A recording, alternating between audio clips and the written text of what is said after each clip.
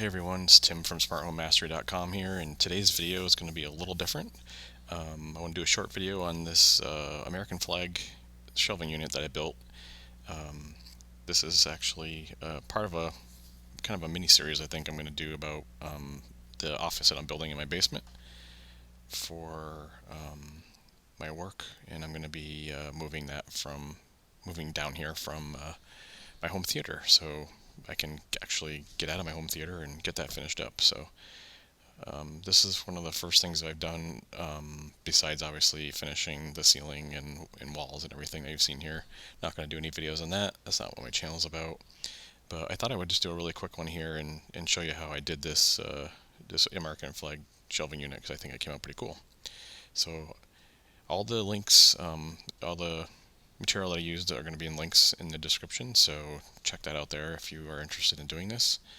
If you have any questions, as always, feel free to hit me up in the comments. I'm usually pretty good about answering those. But anyways, let's get started. So as you can see here, I'm not going to go into the construction part. There's a lot of videos out there already on building shelving units and how to do construction like that. So I'm not going to get into that part of it. But what I did want to explain here is how I did my LEDs. So essentially, when you're building your shelving unit, you just want to make sure that the trim pieces that you put in the front here, you can zoom in a little more, these trim pieces, that you leave enough space for the LED lights. And I'll walk through like everything the LED lights and everything that I got here. But as you can see, essentially, the LED lights just are hidden in behind each of these trim pieces, and then all the way down through. And then as you can see, you can just kind of catch it here. I have wires running down, and this was before I cleaned up the wiring, so I have wires running down with the connectors. Those are like the connectors you can see there, and they all come down at the bottom shelf here, and you'll see how I did that in a minute. So let me just go through. I think next thing I'm going to do is show you like some of the materials I used. So these are the LEDs that I used: red, white, and blue. And I'm just going to back up to this one really quick, because as you can see, they have these connectors on them, and what that does for you is it lets you actually use these connectors here. These 5.5 millimeter connectors actually plug right into here. So if you you can use both ends of this without having to do the soldering, so you can actually cut these things, as you're probably aware, at these marks right here. And then if you have to, you can like cut the rubber off from this and actually solder wires onto there. But one trick is, on the other end of this are just two bare wires. So if you cut this thing in half, you actually can use this connector, which is already built into the LED on this end, and then on the other end you can just, like I told you, it has two wires sticking out. You can just screw those right into these terminals, and then you got the same jack on the other end. So that saves you from having to cut that insulation off, or the epoxy off, basically off from the LED strip, and solder the wires on there. So real quick to finish up the materials, I did buy some of this wire. This is just regular, I can't remember, I think it's 22 gauge, it looks like, yeah, 22 gauge, black and red wire, just to run down through, to run down through here, so that I had enough when I got to the bottom here, and I'll show you the terminal block that I used there later. So let's go ahead. The connectors, these are the terminal blocks that I used. You can see we got black and red connectors here. So what that does is you just screw a black connector on this side or a red connector on this side, and then like now all of these things are connected together. So you can wire all your LED lights into the terminal on one end, and then obviously one of them will also go to the power supply, which I can show you here in a second. And then just regular, this is a 12 volt 10 amp power supply, just standard power supply. Again, got the 5.5 millimeter jack on the end of it, which again makes it really convenient to use those connectors, no soldering or anything.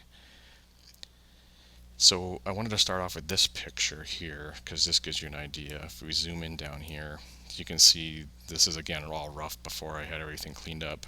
Looks like I was even still painting. You can see there's those terminals I was talking about. There's the red one on hooked on that side, and then all the wires for the red wires come into the other side of the block, and then same with the black. You got that black piece that connects all these together, and then the black wires all hook into here. Then you can see I just took some wire coming off from each of those, goes into one of those same connectors that I was just mentioning, those 5.5 millimeter connectors. Again, all just screwing in, no soldering at all in this. And then there's the cord coming from the power supply. So that's pretty simple. So again, a couple tips here. The sticky that is on the back of these, anybody who's used these LED lights knows, like the sticky stuff that's on the back of here, it's kind of horrible. It's really hard getting getting this cover off without like peeling the actual sticky off. So what I actually did is I also stapled the beginning of this to take the pressure off from the sticky. So basically, again, each of these are kind of hidden behind the lip of this shelf. Right in here, right where it began, I put a staple in it. And again, you have to be careful not to go through anything electrical there, through the wires or anything, but I did it right at the beginning. And then so that way I was able to wrap the connector around this corner and put it down here without putting the pressure on the sticky because it would just peel that off if you did that. So I'll show you actually.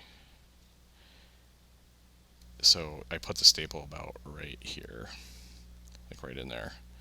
So, and then that took the pressure off. Then I was able to take this connector and bend it around the corner,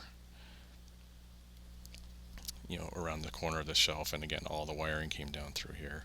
So all I did, and you can do this if you're building the shelves yourself, you can do this as you're building them. I just did it after, but there's just little holes drilled in each shelf here, just big enough for the wires to go down through. And so the wires all get hidden down along here and all coming down here to these terminal blocks. So here's another shot of it, and you can see, again, this is before I had the wires tightened up, but here's those connectors. The wires, again, all the LEDs come in and they hook in these connectors. So convenient. Again, I didn't solder anything in this, no soldering at all.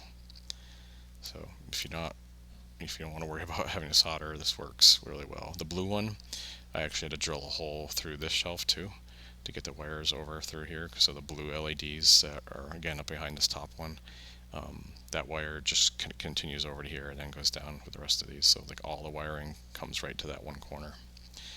And I can show you here, I think, how I hid all that. So this is what it looks like during the day. As you can see, I mentioned I'm still building my office. And actually, I think I'm going to do a video about my desk here. Actually, it's kind of cool how I built this. These are all Home Depot Husky bent workbenches. So I'll show you how I made like a U-shaped desk with that. But as you can see, I'm not, got some closets here that aren't even finished. But this is what it looks like during the day. I mean, with the lights on, I should say. So even with the lights on, the red and white shows up pretty good. And then you can again see how I started filling stuff in here. I have it even more filled in now, but I got my Disney stuff. I got some old computers. And actually, give me some information in the comments here if you know what all these things are. It'd be interesting to see how many of you come up with the right answer in this. I won't zoom in too close so you can't get any hints there. Some of them are a little more obvious than others. And I think I got a shot of it at night, or again, without the lights on. And so here's what I did, just something simple. The power supply, the wires all come down here. I just have a little box here. I have an antique Dr. Pepper box, and so all I did is literally just put the stuff down in there and put the power supply in there just to hide it. You can do whatever you want. There's some books here. You could have books along here to hide it. I made sure I had an outlet here. This outlet for me is actually an Insteon outlet. So I'm able to control this with my home automation controller. Insteon is out of business, so you can't get Insteon anymore. But you could make this a switched outlet with just a regular switch, or however you want to switch it on and off. But essentially, that's the cord to the power supply right there.